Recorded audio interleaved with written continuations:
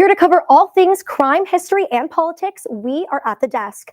I'm your host, Eva Hines, and in today's episode, we will be diving into Trump's cabinet picks for his next 4 years in office, the disturbing Gilgo Beach murders, another historical debate about different gods from mythology, and take a trip back in time to explore the history of Thanksgiving. Now come take a seat with us at the desk.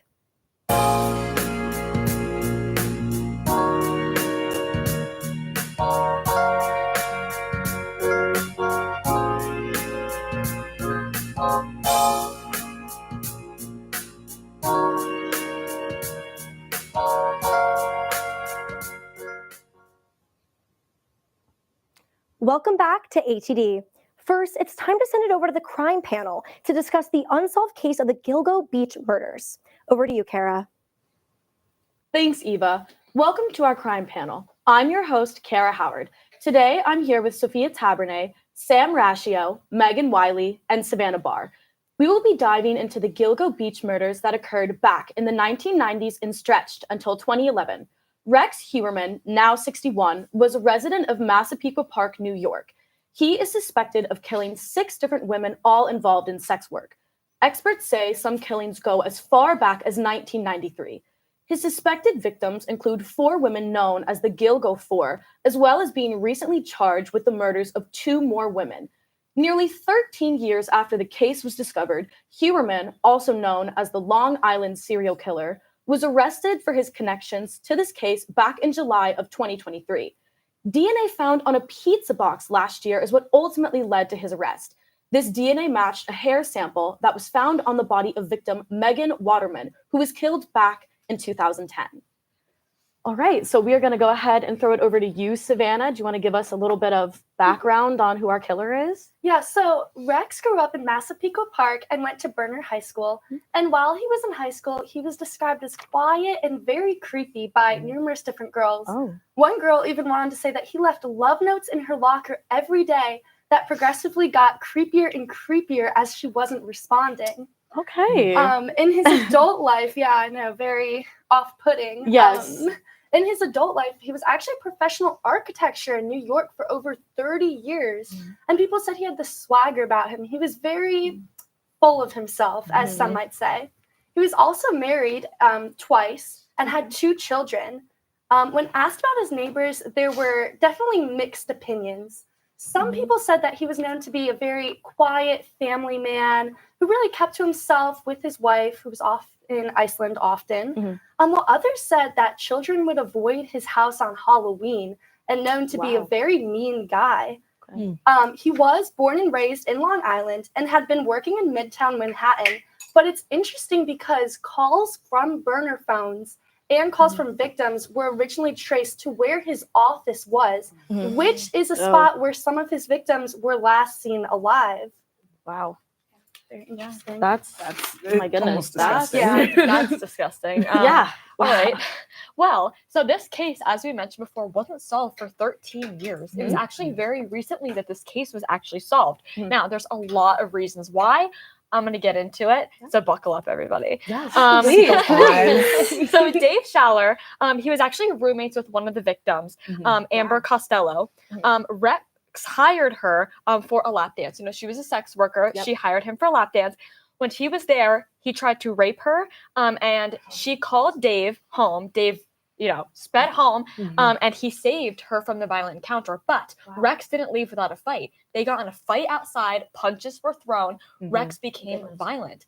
And then from then on, once his roommate went missing, Dave Schaller knew that is the guy that killed my friend. He was certain. He could describe him down to a T. He could even describe what kind of car he drove, which is very interesting because if they followed his lead, this case would have been solved very quickly because his car was parked right outside of his house. His car, it was seen near the crime scenes. It had a cool color to it. It was a very distinct car. Yes. So the cops waited years, and that info was not given to the chief, which was absolutely insane.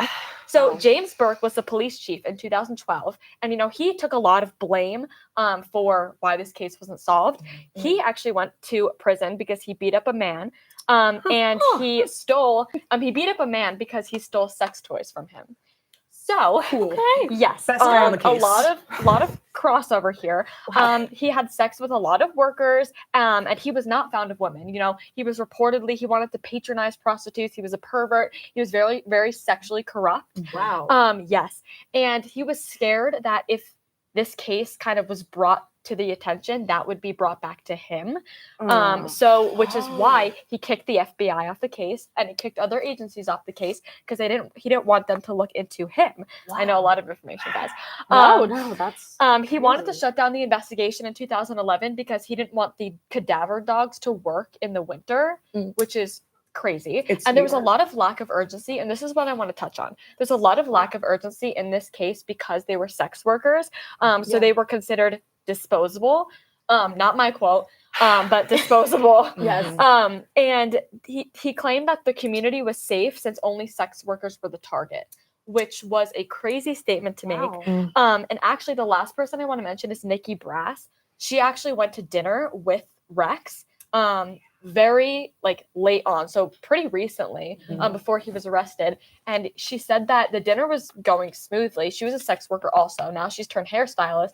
But she was saying how he brought up the Gilgo Beach murders, and he kind of smirked and was weird. And she was like, this is the guy. I know this is the guy. She went home. She was like, I just had dinner with the Gilgo Beach killer, and he ended up getting caught. But 13 years he didn't get caught, which was crazy. It's just a shame. Yeah. It's crazy. So I actually kind of wanted to talk about the specific evidence that connected him to the case. So as we know, Rex used burner phones to contact these women and try to make plans with them. And records that tracked the use of these burner phones led officials to Massapequa Park, Long Island. The burner phone was then linked to an email account, and a search warrant of this email account revealed photos of Rex himself. So that was kind of a dead giveaway. wow. And as Sam talked about, one witness claimed he saw one of the victims enter a Chevy Avalanche the night she was murdered. And so when police 13 years later investigated this claim, they found out that Rex owned a Chevy Avalanche in the area where the burner phone calls originated. But through this, one of the most prominent pieces of evidence against him was the DNA evidence. Male hair was found on the victim's body, and those were submitted into a DNA lab. Police then recovered leftover pizza crust thrown out by Rex in a Manhattan garbage can and tested the DNA left on that. And the DNA results of both investigations matched, which then confirmed that Rex was the killer. I want to touch on another theory. So there was an unidentified women's hair on the crime scene. A lot of people thought it was originally his second wife. However, others think that she was in Iceland during the time of these murders, which is how she was kept in the dark for so long. Yeah. His poor wife. I know. Now, I want to touch on, in my opinion, the most important part of this case, which is the victims. Now, I want to preface with, no matter what job you have, whether it is in sex work, whether it is an architect, you do not deserve to die. And that's what upsets me the most about this case, is that nobody cared because they're sex workers. Yeah. And I want to give them the attention they deserve. So in December of 2010, the cadaver dogs were able to find the remains of Melissa Barthélemy, Maureen Brainard Barnes, Megan Waterman, and Amber Costello. Then later on, in March of 2011, partial remains of Jessica Taylor were found along Ocean Parkway. And then in April of 2011 is when police discovered the remains of an unidentified female toddler, an unidentified Asian victim, and Valerie Mack. Now, Valerie Mack, it took a little bit for them to identify her. She was Jane Doe number 4, I'm fairly certain. And then in that same month, 2 bodies were found in Nassau County, and they belonged to Karen Vergata and an unidentified woman who was later found to be the mother of the identified toddler. Now, to his arrest in 2024, he was charged with the 1993 murder of Sandra Costilla, and that case wasn't really connected to the Gilgo Beach murders, but a lot of things really opened for this case after Shanann Gilbert, when she made the phone call to police and said, somebody's trying to kill me. Then she went off the phone. Police went out there to search for her and instead found all of these bodies, which were originally the Go-Go 4, like you mentioned earlier. Mhm. Right. And he ended up being charged with 3 counts of first-degree murder, Mhm. 3 counts of second-degree murder. Mhm. And it's crazy because he pleaded not guilty to all of these charges, and he's still currently sitting in jail awaiting trial this coming December. Mhm. Yeah, I think it's absolutely insane. And to kind of paint the picture, for people that don't know, kind of the most evil man that he is, he called the victims' families and mothers and taunted them, and basically just they were already grieving so much, and the daughter's own killer was calling like mothers and Yeah. taunting these mothers. I mean, he is absolutely evil, and I want to touch upon because obviously I always have to tie back to criminology. Yes. I've been waiting. Yes, thank you. So he seemed like a regular guy. You know, we've seen a lot of these serial killers. They just walk about their day. They're regular guys. No one knew. His wife didn't even know. I mean, that's the person that you would think would know the most. He basically had 2 lives. You know, I watched an interview with him. He seemed very normal. Then he would go home, flip a switch, literally. And he would kill to, you know, fulfill these fantasies that he had. He didn't have many friends. He was alone. So that shows you the Wonder weak why. social ties. When people have weak social ties and weak social bonds, it actually causes them to commit more crimes. Mhm. So he didn't have many friends. And he showed aggression in many ways. And often serial killers think they're above the law. And I really think that's what he felt. And especially since the case wasn't solved for 13 years. I mean, serial killers don't just stop. You know, he definitely didn't just stop after the 4. I'm almost certain. I'm not an investigator in this case, but there's no way he would have just stopped. He Yeah. definitely kept going because they can flip a switch like this, and you know, he shows no remorse. He hasn't pled guilty, so he thinks he's above the law, and that's very concerning. Well, did y'all hear that they're also investigating more murders that might have taken place in South Carolina and Las Vegas Yes. that might be tied to him? Like, he definitely did not just stop when it came to Long Island. And like you mentioned with having double lives, you saw the same thing with Dennis Rader or the BTK killer. Yes. And you Ted Bundy. saw a lot of Yes. Rex's coworkers were saying, like, you know, he was kind of weird, but he was smart. Yeah. And that is something a lot of these killers have in common. They are very, very smart, and they know they're smart. Yes. Right. He was also very, very smug. An interior designer who worked in the same, I want to say, office as him, same area, noted that he was so smug that every time he walked into a room, people would kind of chuckle about it, how he had this air of, oh, I'm an experienced man and I know what I'm doing. He also went on to call her and leave her voicemails despite them never even knowing each other.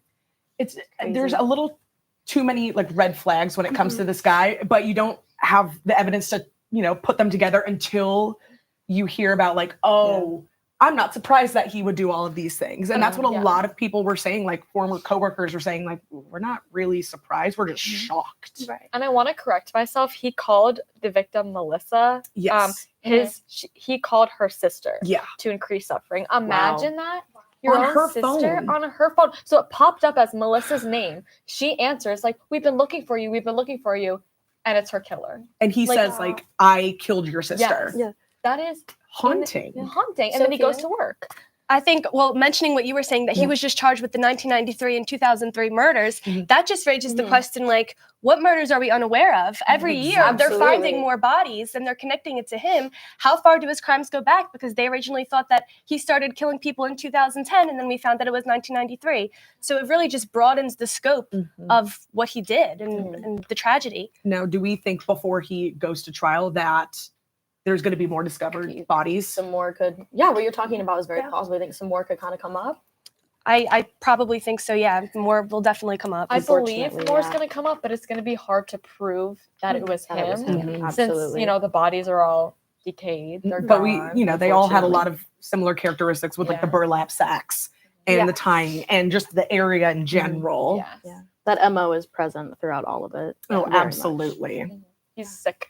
He absolutely sick and twisted. Yeah. And I feel bad for his family who had no idea.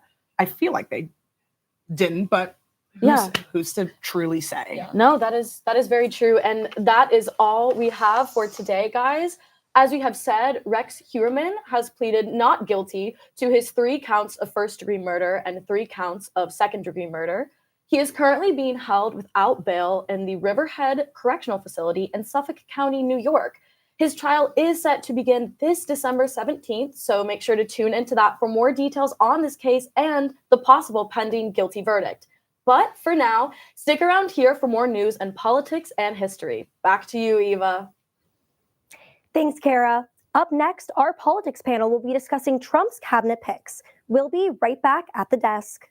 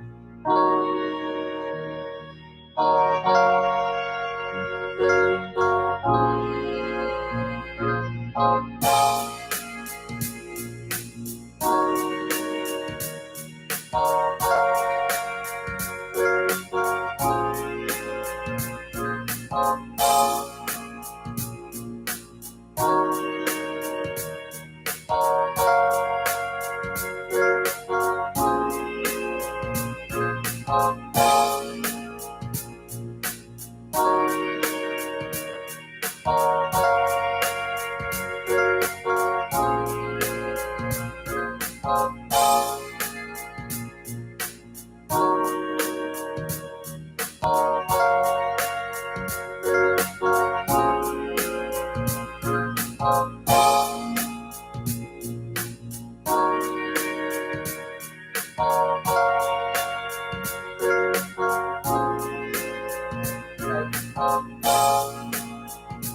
are once again back at the desk. With newly elected and former President Donald Trump's victory on November 5th, it's time to send it over to the politics panel to discuss Trump's cabinet picks for his next 4 years in office. Over to you, Ryan. Thanks, Eva. A lot to uncover in the world of politics. Donald Trump is exploring his options for his cabinet picks, as many on his transition team are spending countless hours working with senators to get their confirmation votes. I'm joined tonight by Jackson Tortone, Jordan Spagnoli, and Yaya One. Guys, let's dive into the most intense of them all. Yaya, Matt Gaetz, what do you think? I honestly don't know how it's going to turn out. My gut is telling me that he's just not going to get approved if people aren't aware of what's going on with Matt Gaetz. Right as Trump named him as his top pick for Attorney General, he resigned. And actually, the House Ethics Committee is supposed to release a report on him that is going to be very damaging to his reputation. There have been investigations, talks of investigations into assault, into sex trafficking allegations. It is not looking good for Mr. Gaetz. Already, I don't really think he's super popular, even amongst his own party. I mean, we were just here last semester talking about how he was getting in the way of getting a new Speaker of the House. And He ousted McCarthy. McCarthy, exactly. Yes. So people already were not, in my head, I kind of see him as like a fringe politician almost. I personally think Mike Johnson is kind of pushing back on the report being released. I think it should be released. If that's going to be our attorney general for the country and he has allegations against him about sex trafficking, that's definitely something I want to know. I want to know if the allegations were proven incorrect. I want to know if they were true, because even if it might not have, I mean, he's breaking the law. Obviously, I don't want my attorney general to be breaking the law. But our president is a convicted felon. First person in the House to break the law. I don't know. We have our first president to be a convicted felon and the first person in attorney general to possibly be a sex trafficker. So House was a joke, obviously. yeah, obviously. Well, and yeah, I think you make a good point, because I remember on this show a couple of weeks ago, we were talking about, is it right to be digging into politicians, as much as we do during these election cycles, whenever we're putting people in office? And I 100% agree with you that whenever you decide to, become, run for a political seat, to be a part of office, I think it's very justified that you want to know the person who's running. You want to know their past. You want to know who they are. You want to know who they are as a person, not who they want you to see. And so I agree with you 100%. I think these, reports that are going to be coming out should be coming out. I don't think we should hide that. This is our attorney general. And considering it's very ironic to see the crimes that's going on here with this position. But I think it's really important, like you said, that we should know who's going to be in these very important seats in office. Yeah. Jackson, I Well- love your tie, by the way. Thank you so much. Yeah, so the reports are reports, obviously. We don't know if they're true or not. I think the reports should be released because, it might be true. We should know. We should know what's going on. But again, we need to see proof that he did these things. I heard about, maybe having sex with a minor. Yeah, sex trafficking. 17-year-old. 17-year-old, Yes. yes. So some crimes that would be very damaging if they were true. But we have to see the proof that it did happen. And obviously, Matt Gaetz is someone who's already stirred the pot due to his views on abortion, his views on these controversial issues, his general, just the way he acts, kind He's of. a telenovela. He's sort of like Trump in a way, but he's younger and a little bit more potent, I'd say. So that's why people are so opposed. A lot of people are opposed to him being attorney general because they think he should be someone a little more professional going into that spot. Well, and I will say the investigation into the sex trafficking case, the allegations, it ended up no charges to that case. So, I guess also you don't want to try to hold things against people if it's proven not to be true, but it's also, I think, something that's hard for the public to forget. Whenever you hear the word sex trafficking, that's hard to forget whenever it's connected to someone. But again, they almost want him to be guilty, though, because of people just don't like him. He's a very polarizing figure. I think some people are rooting for the allegations to be true, not because they think sex trafficking is good, but because they don't want him to get the spot because they think that he's unprofessional and he's not a good fit for the attorney There's a lot of general. enemies on He Capitol does I have a lot of agree. enemies. No I doubt. was going to ask, do you guys think if the allegations, if this report is released and we find out that these allegations do have some truth to them, or if we find out the opposite, that they were just completely false or something like that, because he didn't have any charges pressed against him, do you think that would help or hurt him, or do you think it'll kind of keep him in the same spot? Because he's already not popular with a lot of his fellow congressmen. So I personally don't think it'll do much. I don't think the report coming out in his favor or against his favor is going to help him. Whenever you're connected to stuff like this, people don't forget that. The fact that you're connected to it at all and that people are investigating you because of it, to me, that's a problem. Whenever you're trying to be the attorney general or whenever you're trying to be in office for the people, that is not very for the people. Right. But also, if he's proven innocent, people might view that as like political martyrdom or something because of Trump, the same way where he was convicted of felonies and people thought those were not real felonies. And so maybe he might get the Trump effect where he'll gain popularity if these allegations are proven to be false. So anything could really happen. I think most likely it won't affect the way he's viewed in the public anyways. But if the allegations are proven to be false, then maybe he will get some leverage in that. Well, Senator Vance has a sit-down planned with the entire Senate to work on that one, as well as many other confirmations. We talked about Gates forever. We got to get into other ones. Let's talk about RFK Jr. We talked about him on the campaign. Let's talk about him now as the HHS secretary.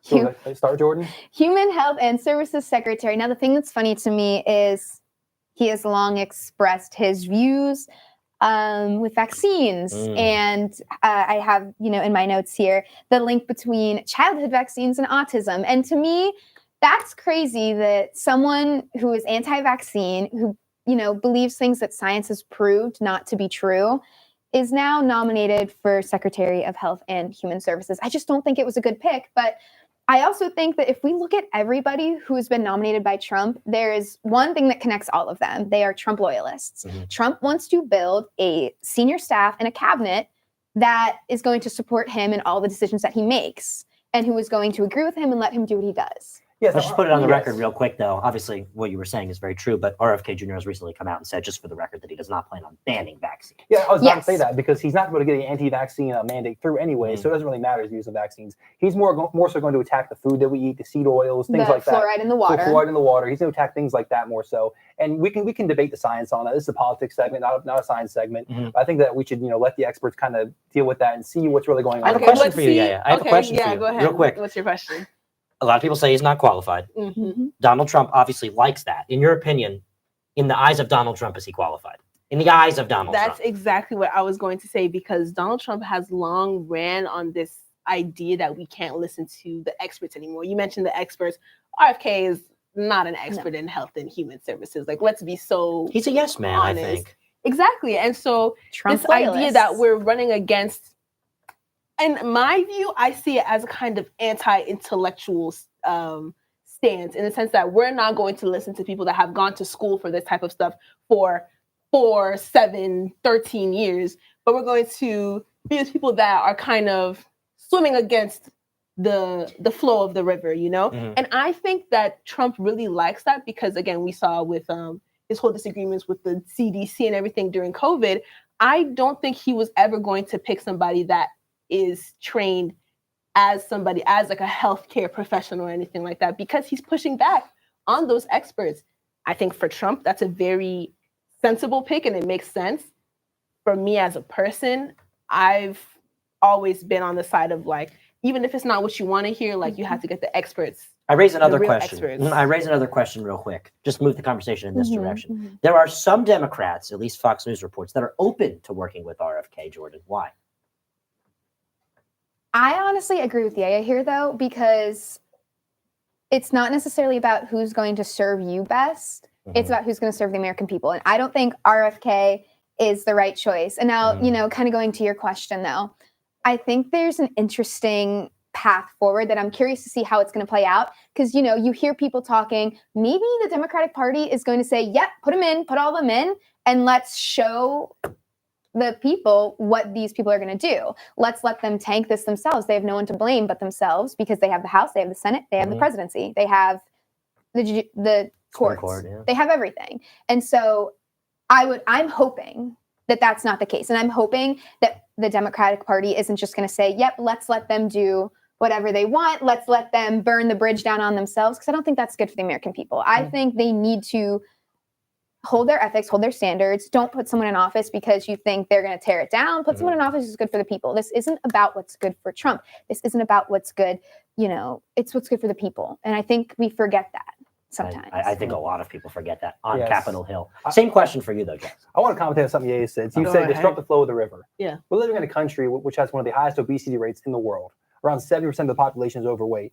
So the flow of the river is not a good flow right now. So we can question RFK's science, the things that he cites, all these things. But right now, this country is not in a good state as far as health goes. We have a lot of people who are suffering from chronic illnesses, obesity.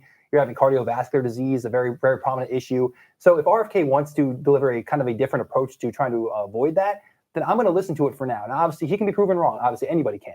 But I think that the reason why he's gained so much popularity is because the American people are sick of eating the same foods over and over and seeing these same results we've been seeing for the last 30 years or so. But Donald Trump isn't, though. That's what's so funny Well, about all that. Donald Trump loves McDonald's. I was gonna say, he Here's the voted- thing, though, Rob, but Who was he's the team that 78, he he's 78 voted? years old and he has more energy than most 20-year-olds. I could see Donald Trump. If Donald Trump lived in downtown State College, he would have been at the funeral for the downtown State Probably College would have, yes. McDonald's. And I will say, as much as I critique RFK and how I don't think he's qualified for this position, one of the things that I did see is that he wants to try to move in a direction where we're removing, additives in food and artificial colors. I don't think that's a bad thing. I mean, we see countries around the world also kind of moving in that direction, or they already are there. I don't think that's necessarily a bad thing, but wanting to remove fluoride from water or, vaccines don't work, that for me is concerning. I mean, I think for me, even if I'm with you, Jordan, I don't really think he's qualified. My biggest hope is that he would be able to work with actual people that have studied, if a Penn Listen State to the alum in experts. the College of Ag is going into food science or something, and they end up at the White House or something, and he works with them. Even if you're not in that field, I would hope he has Surround the yourself good with people sense who are good. to listen to people and to rely on people who are actually within that field. And I think that's totally possible. That's my hope. I Yeah. hope that's how that goes. Like you said, making sure we're eating healthier and things like that. I don't think anybody's opposed to that. But it's just making sure we go about it in the right way is what's making me apprehensive. Well, and also I feel like that's a bit of a hard argument because the people themselves have to want to make those healthy choices for them. You can't force them to. Right, but he's talking about removing seed oils from fast food restaurants. That way people can still go to fast food, but they're not consuming these additives and these kind of random things that weren't there in the 1960s and 50s. Because if you look in the ingredients, back in the day, McDonald's was more so just straight up food. If you see foods now, you see on grocery shelves and everything, you see a lot more or less random additives. And There's 100 yeah. chemicals in these foods. Yeah. And that's what he's really approaching here. Not really vaccines. I think he might also push for a national exercise program being put in schools, even though Trump does want to get rid of the Department of Education. Which The NFL did try the exercise program. Yeah. It's hard to do because It's don't hard to forget, do. there's these companies I'm not trying to call out individuals or individual companies, but we're talking about Cisco, Aramark. These companies are fully processed food. They present great deals to the school, not great for the students at all. But historically, we have just seen schools just cheap out on school lunch. Well, and That that's is an the issue. thing. It's cheaper to have the additives and the processed foods than it is to use healthy ingredients. And that's the thing. Is the easier thing always the better thing? That's the classic question good of point. basically Usually It's isn't. not. In basically politics, Yeah. it usually everything in isn't. life. It is easier to use additives, but it is negatively affecting the health of Americans, and it's pretty evident. And so RFK is offering a different solution. Is that the right solution? We'll find out pretty soon. But right now, the current state of our health is not acceptable. So that's Yeah. why RFK was chosen, I believe. I mean, we'll see because Yep. a lot of, like you said, the corporations like Coca-Cola has huge lobbying power. So Yeah. I don't know how, and that's just one company. So these companies that are putting additives in our food are pretty powerful Yep. in terms of legislation. Their so sway. he's gonna have their sway. He's gonna have to go up against them as well. So We got I to hope move on. he We got a follows them. lot. We got a lot to cover. Let's have now a talk lot. about the border czar. I don't love that word. I love the way they use it on social media. It's interesting. It's funny, but it's actually also very dangerous. Let's talk about Tom Homan and his promises, Jackson. Well, he's promising mass deportations. He's promising a very, very tight border and a very, very tight view on immigration. So one thing that I am concerned about is I think that, mass deportations, okay, they broke the law. They came in here illegally. That's one thing. I think we really need to focus on reforming the immigration system so that way we can have people come in here legally, maybe make it a little easier. So that way we can bring in all these workers, all these people who are coming here for good reasons and not to be criminals. Because the truth of the matter is most legal immigrants are not coming in here to be violent criminals. Most. I say about 95% of them. But you have the 5% that are not doing that, and that's where the concern comes in. So overall, I like what he's saying. I like that he's, getting a hardline approach on it. He's making sure that our border is safe and that, we're not having sanctuary cities harbor people illegally. But we need to also look into how we're going to fix the system for future purposes. Well, and I think another thing is, again, and we say this, whenever you're trying to get into a position, you're going to say what's going to catch people's attention. You're going to say what's going to get you there.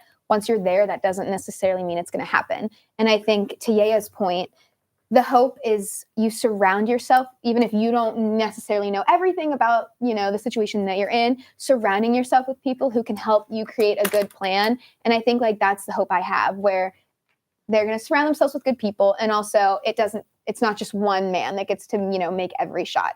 It goes through a process. Absolutely. I mean, I imagine that he probably wouldn't have too much problems, really working across the aisle, because we talk about mass deportations and immigration as being something that's a very Republican talking point. We shouldn't forget that the most deportations happened under Obama. So I don't really think there's going to be a lot of pushback. I think all Congress people, whether they're Republican or Democrat, are very keen to make sure our border is safer. So honestly, I'm not seeing any issues with that. Obviously, I've always been a big proponent of the language that's used around immigration is very important, and we have to give people the humanity that they deserve. But I don't really see any reason for them to argue. We can't forget too, one thing that a lot of people don't touch on when they vote based on the border is that there's deporting people, but there's also doing it in a humane way. Right. Obama did it slightly more humane than Trump did in his first 4 years. Well, and I think humane is the he raised an eyeball. I love when he does that. Very We'll get to you next. Hold on. We'll get to you next. We'll We'll get to you next. No, it was just a quick point of, I think you're right. Humane is an important way to go about this. These are people, these are humans, these are lives. And being cruel about it is never the way to go. We need to be humane. We have to have empathy, and you have to approach it right. It's interesting to see how this country has changed as well in terms of abortion. I mean, not in terms of abortion, excuse me, in terms of the border. Abortion too. Yes. Well, I want to comment on something you said again. So you said Obama did more deportations than Trump. Well, in order for deportations to happen, they had to come in here in the first place. I think under Trump, less people came in the first place. There had to be less deportations because less people were coming in. So I think that, Trump and Obama both had questionable moments. There were kids in cages, families being separated, things that should not be happening. And what Tom Homan has said is families can be deported together. That sounded kind of brutal, but it's better than separating families. And yes, technically, they are here legally, but I think there is a humane way to do it. We're not having, armed people come in there and force people out and put them in vans and or God forbid, put them in camps and stuff like that. But there's a way to do it humanely and a way to do it competently, but it will take some money to do. I think we have to keep an eye on that. And there's a lot of congressmen and congresswomen I know that they said that they would support the border czar, Tom Homan, in his actions, but they'd like to make sure that there's always eyes on the situation. But I like what you said, Jackson, about just reforming the system in general, because additionally, immigrants bring a lot of, not to reduce them just to labor, but they bring a lot of work to the U.S. with a declining population. At some point, a lot of the workforce is going to be made up of non-U.S. citizens because people aren't being born anymore. So I think that's really important, that I think the focus is away from getting people out. Obviously that's important, but I think the focus should shift more towards making sure that people that are coming in are doing so in a way that is legal. Yes. Donald Trump loves talking about money. Let's talk about the money of it. It's going to be very expensive. And a lot of people, $80 billion. It's going to be a lot of money, no doubt. They can't confirm it's going to be $80 billion. They don't know the extent of it. But with the process that they have, it's going to be very massive. Well, hopefully that $80 billion can come from the Ukraine fund. That's what I'm hoping for. But that's another thing. So can we talk about the Elon Musk and Vivek real quick? I'd like to touch on that. We can talk about that. But right before we get to that, let's talk about our picks for DeWine to replace J.D. Vance when he resigns his Senate seat to become president of the Senate and vice president of the United States in January. Go ahead. So I know someone that we were all talking about, Jane Timken. Is that how you pronounce the last name properly? Hope so. I think that's how you say It's it. Timken, yes, Timken. Don't find this name. I always get nervous with last names, but former chair of the Ohio GOP, good friends. I mean, and who doesn't love nepotism? Who doesn't love nepotism, right? I mean, and I think that's part of it is, having that relationship. That person better. They might be better seated to fill that position. I have another friend, and this friend, a lot of controversy on it, but he's known DeWine a long time. He's a state senator, Matt Dolan. He's from a Cleveland suburb known as the Village of Chagrin Falls. And his biggest problem is that a lot of people feel like he goes rogue on issues like guns, on issues like abortion, and it's going to be difficult for him to hold the seat in the coming years. I mean, I also have Frank LaRose. He's the current Secretary of State of Ohio. I feel like that's a good pick because obviously he's kind of used to being in a more elevated seat, because I'd say Secretary of State is pretty important. Yeah. Doesn't have the same friendly connections to DeWine, so I might put him in an underdog position. Right. But I don't know. I feel like that's a relationship that could grow, and I think it's probably a pretty safe bet. And then Jackson, before you go, because you're the most connected to this issue, I'd like to ask, how important is it that these people are connected to the MAGA movement? Extremely important. Now, I do think the MAGA movement has picked up a lot of leverage simply in the sense that Trump won the election and won the popular vote. Mhm. Many people were believing, if Trump had lost, this would derail the MAGA movement. The Republicans would have to revert back to their old ways. But I think that, enough Republicans now are on board with the MAGA movement where it really shouldn't matter that much. I think all these picks are, about equally likely. I don't really have a particular person who I think is like set to be the next senator. I think that Vance is going to look into it a lot. Obviously, he's hidden right now because the vice president can't be seen with the president after the election. But yeah, he'll be looking around. He'll be looking to, I guess, improve the overall state of Congress and get things fixed. Now, I'm going to have to be dodging fists, but I'm going to let you talk about Ramaswamy. Go ahead there. I know they're going to be very frustrated with me. They want us to wrap up, but real quick. There needs to be accountability in the federal government. The Pentagon has failed its 7th audit in a row. We need Elon Vivek to save America. I mean, I'll keep it short and sweet. That's what we need. We need accountability with the bureaucracy. We need accountability with Congress. We need to know where the money's going. The American people have the right to know. And Elon and Vivek need to be very, very hard on this. Jackson, Yaya, Jordan, always a pleasure. Well, if you like watching the Kardashians, Trump's cabinet drama may be more similar than you would think. Back to you, Eva Shea. Thanks, Ryan. Stay tuned for another thrilling debate from our history panel. We'll be right back.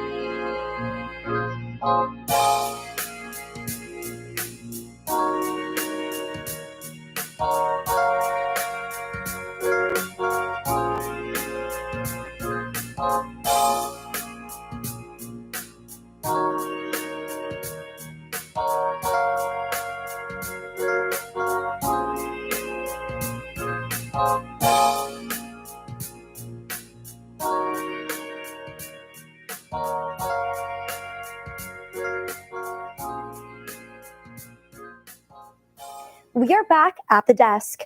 It's now time for the history panel where the ultimate showdown begins to determine whose god will reign supreme. Over to you, Audrey. Thanks, Eva.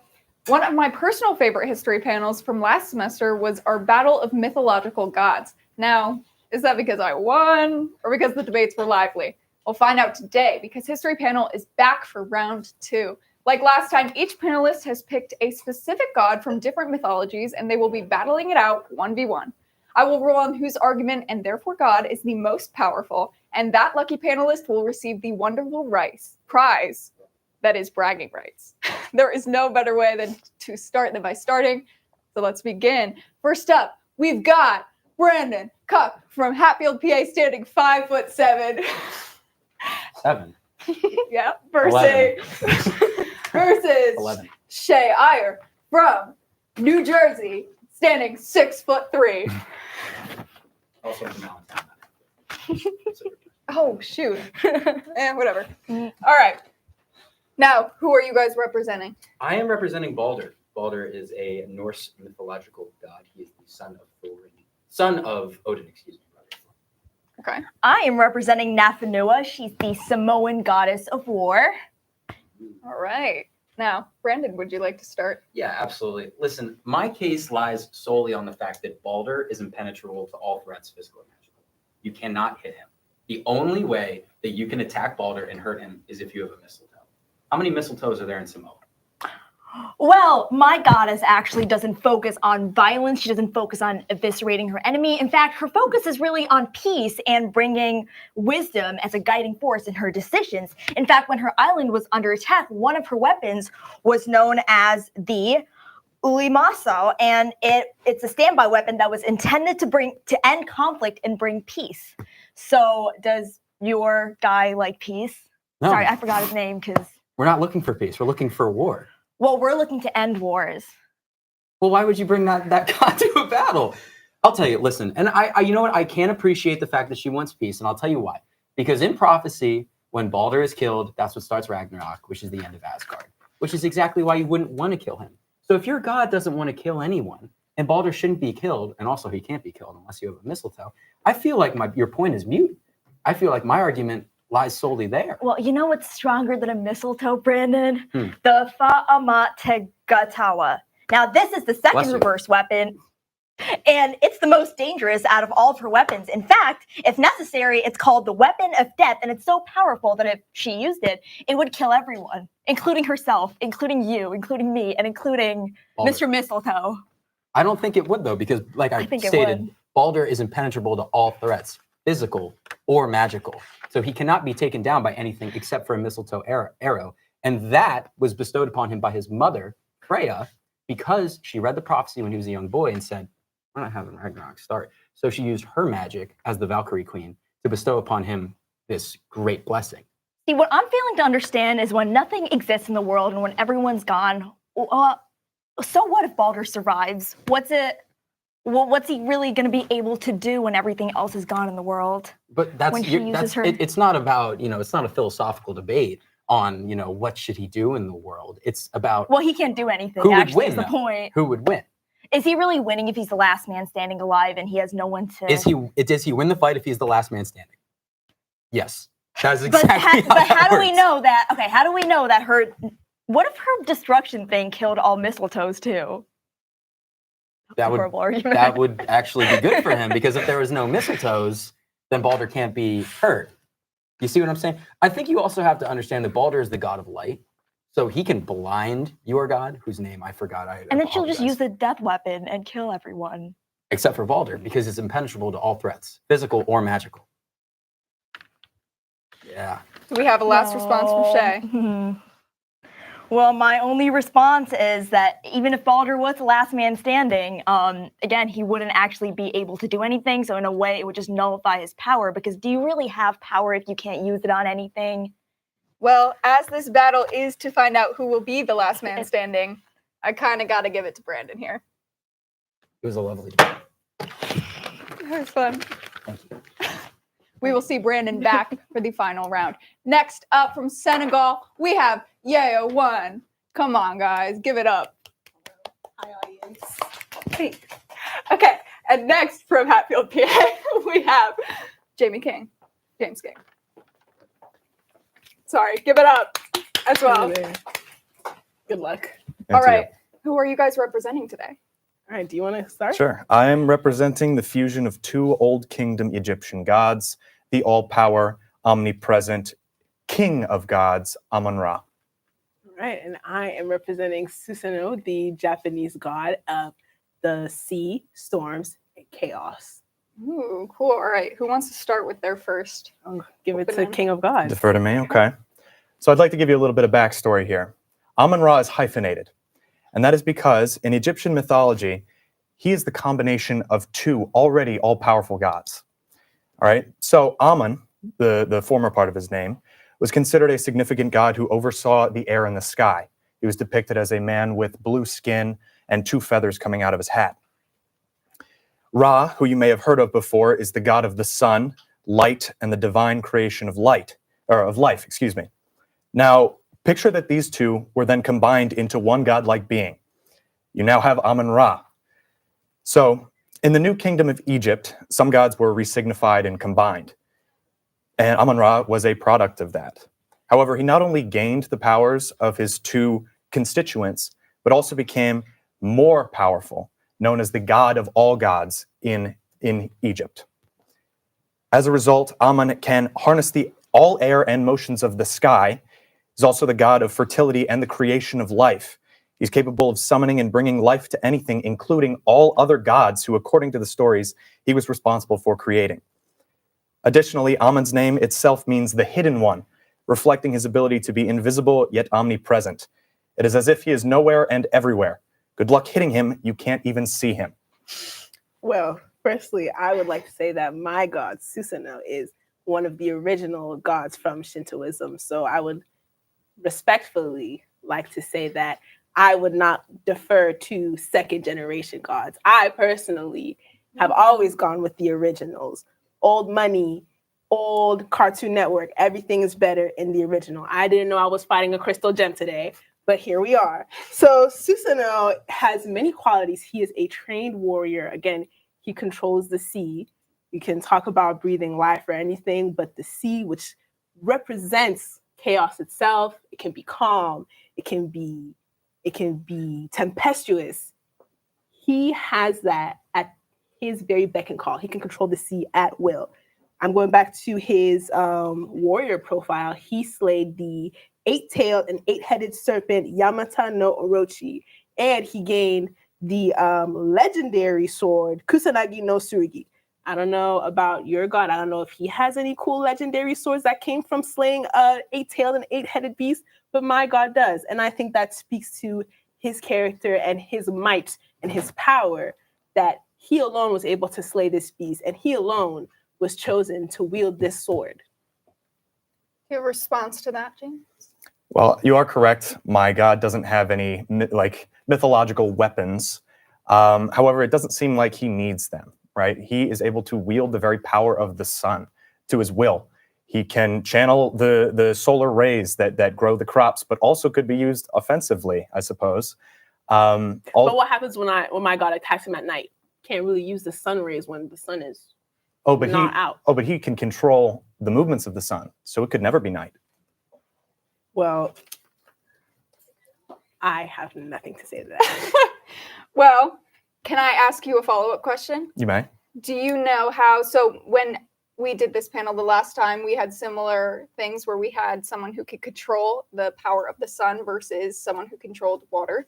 And can I ask you how long it would take for the sun's power to be used in that way? Are you in the sense that like extinguishing the sun?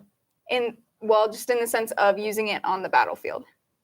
Do you have an idea of how instantaneous? I imagine he could wield the power of the sun at will. I mean, being able to control the very movement of the sun, like stop it in place or channel the solar rays, I feel like is pretty instantaneous. The speed of light, it's pretty quick. Yeah, I don't know. I mean, I would also like to say that my god's power over the sea also symbolizes, like I said, chaos and destruction. And I think the ideal of chaos, the sun goes down, he can control the movements of the sun, he can bring the sun out when it's 9 p.m., yada, yada, yada. Chaos as a concept has existed, at least mythologically, since before the creation of the sun. So I would say being the very embodiment, the personification of chaos itself would trump your god's use of the sun, because it's not even like he's just using the sun's power. This is the embodiment of chaos that in Egyptian mythology, actually Apophis, the serpent of chaos, swallows the sun eventually. So I would say in your own mythology, the sun isn't even all powerful. Ooh. Response or no? I feel like I've said my piece. Now, this one's a tough one. This one, they feel very separated, but on this even playing field, I feel like chaos might have the upper hand. This first generation of God, as well as the first generation of A2D's history panel, might have beaten our second generation. That's my rolling. Best of luck. Great argument. All right, can we call Brandon back up here, standing 5'8"? I give you one more. I love how it grows every time. I love it. All right. I'm now prepared. Next time you'll be 5'9". Let's hope. All right, guys. How are you guys feeling hearing the other people's arguments so far? Well, I feel like in the first one I decimated. I mean, frankly, I don't think Shay was a match. Okay. That's crazy. Jamie, he had a good argument. I think the best competitor on this battlefield is Yaya. So I couldn't be happier to have a more worthy opponent. And Yaya, how are you feeling? I'm just looking at his tie, and I know I'm going to crush this guy. So let's do it. Just kidding. Your tie is very pretty. All right. With those confident words, yeah, I think you should start. All right. Well, like I told you, chaos, the sea, storms. Susanoo has a lot going on for him. I want to focus mostly on the chaos aspect, because I know you talked a lot about how Balder, correct? Yeah, Your Balder. god is basically untouchable by forces, magical or physical. Physical or magical. Physical or magical, excuse me. But may I argue that chaos is neither, that it transcends everything else, because we can't really put a label on it. It's everything and it's nothing at the same time. So how is your god going to stand up to something where he can't predict any moves, he can't try and make sense or reason out of this embodiment of chaos? Absolutely. You can't do anything. I can. Okay, The way that I can respond to that is because in Nordic mythology, there's another god named Heimdall. Now, Heimdall has foresight. And the way that he dies is because he dies to a god of chaos. Because the chaos clouds his mind, right? He has this foresight. When it's chaotic, he doesn't know what's going to happen. In Norse mythology, Balder kills that god of chaos. Because it doesn't matter about chaos. It doesn't matter about what's coming next, because he can take it all. Because I'll remind you one more time, Balder is impenetrable to all threats, physical or magical. Therefore, he cannot be taken down by chaos. And if you want to talk about harnessing energy, harnessing anything like that, Balder can harness the power of the Bifrost, which is a mythical source of power that all the Asgardians use, created by Odin and the elves in order to dominate their enemies and whatnot. By the way, Odin, father of Balder, Freya, mother of Balder, two of the most powerful gods in Norse mythology, both blessed him with a bunch of different things. And I want to get back to the chaos thing because I think Balder thrives in chaos. That's what he's looking for. He wants you to be chaos because he can take anything. So it doesn't matter what you throw at him. Impenetrable to all threats, physical or magical. Hey, sure, he likes chaos, but can he take chaos himself? He can. I In mean- mythology, he can, and he did. I can give you the chaos, but like I said, my God has duality. So let's move it away from chaos. Let's go back to the storm. Let's go back to the sea. You said Balder's impenetrable to all threats, physical or magical. What's his weakness again? Remind me? A mistletoe. Mistletoe, right. So my God is God of the sea, controls its movements, controls the inhabitants, controls the tidal waves, the whirlpools, all that good stuff. What happens a lot in the sea? Things get lost. Things wash up. A mistletoe is going to wash up. Yes. Oh, that's very clever. possible. And then he can say like, hey, see, Atlantic Ocean, give me the mistletoe. Ties it to our good friend. Let me make sure I get the pronunciation right. Kusanagi no Tsurugi, the legendary sword that he found in the eight-headed and eight-tailed serpent. Ties the mistletoe to the sword. Damn, guy's dead.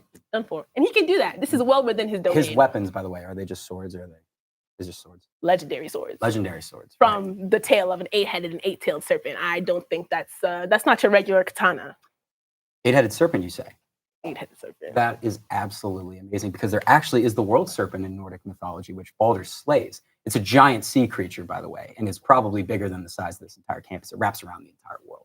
Balder slays it and defeats it multiple times. So if you want to bring sea creatures into this argument, it's not going to work. Also, mistletoes only happen on land. They don't happen in the sea.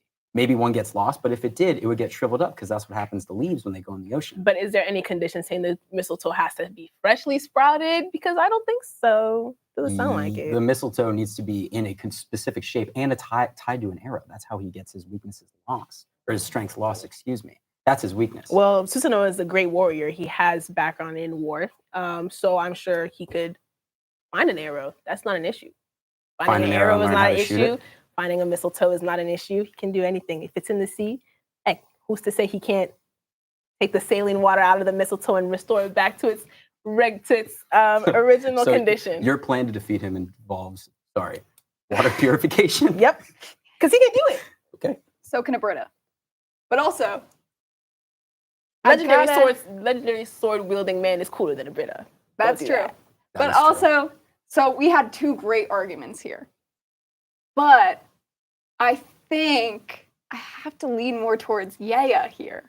I think with the mistletoe, I kind of believe, is that because I'm biased because I did an ocean god the last time? Maybe.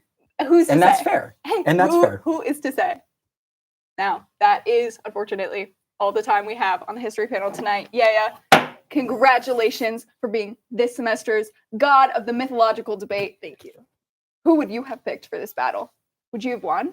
We'll see you next week. Back to you, Eva. Thanks, Audrey. Grab your turkey and stuffing because we are heading back in time in a segment all about Thanksgiving traditions. Stay tuned.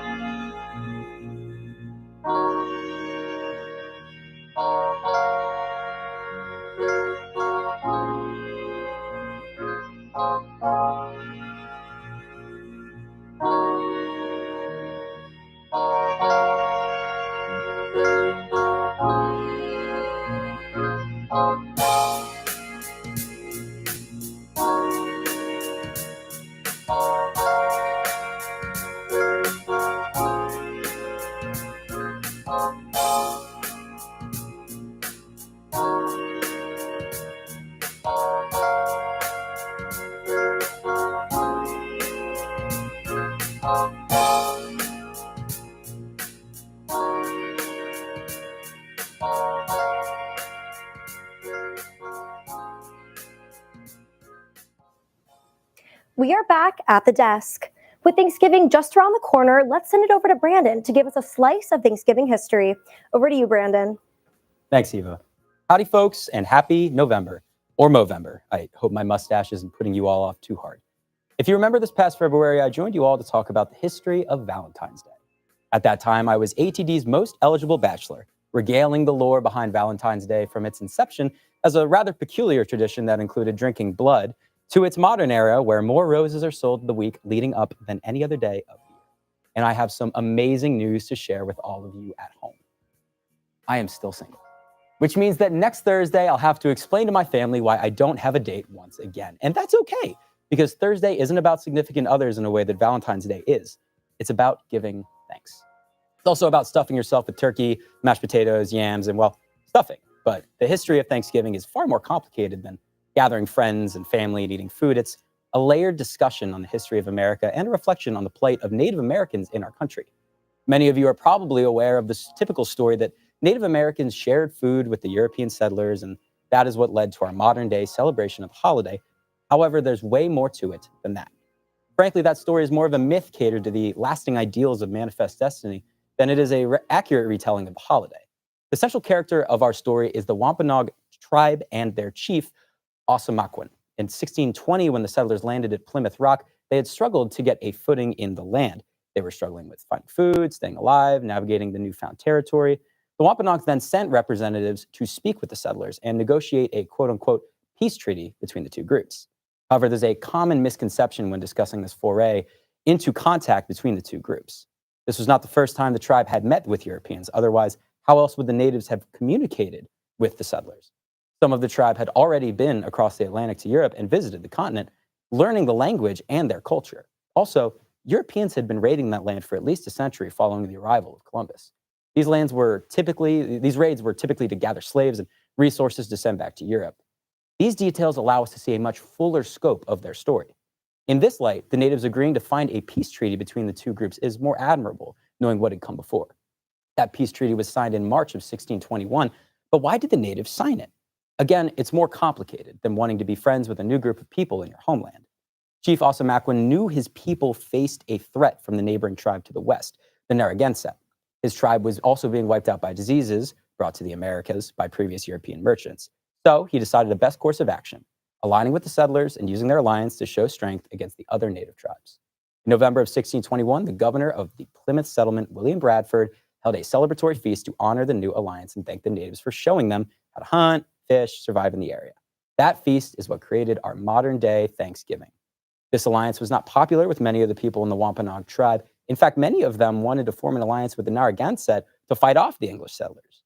They were correct. Forming an alliance with the Europeans was a fatal flaw in the plight of the natives and instrumental in the founding of America.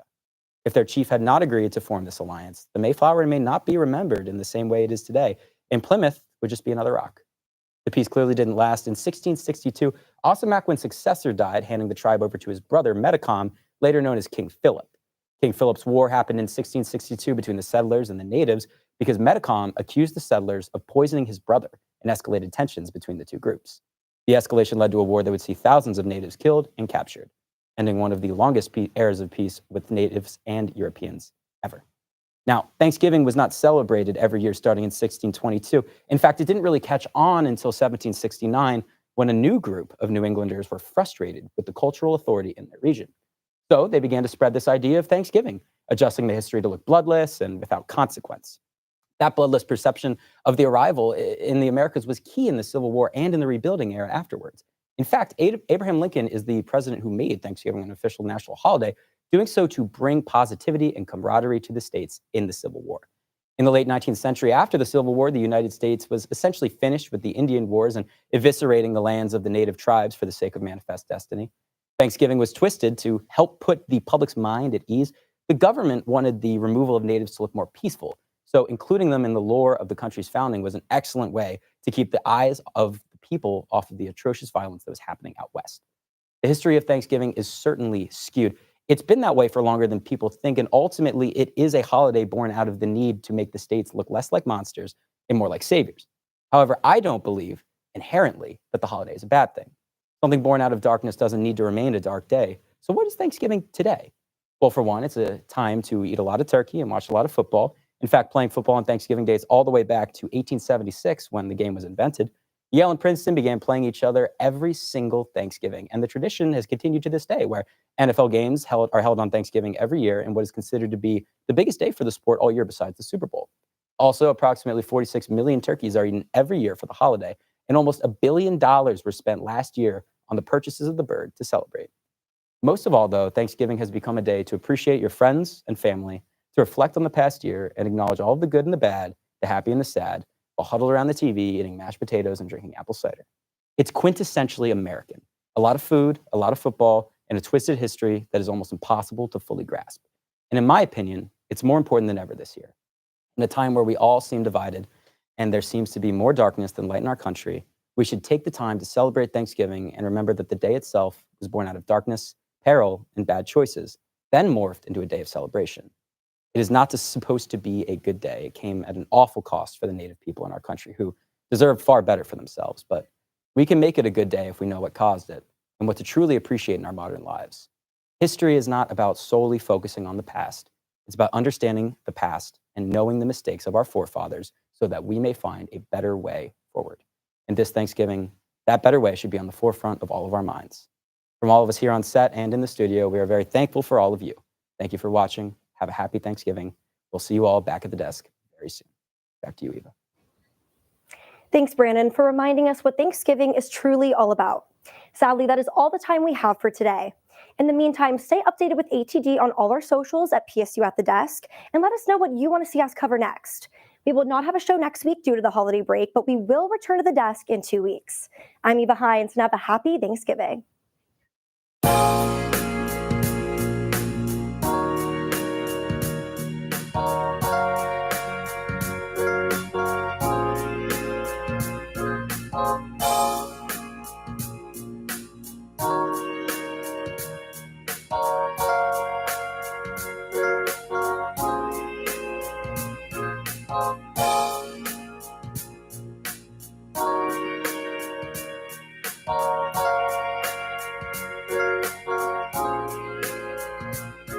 Oh.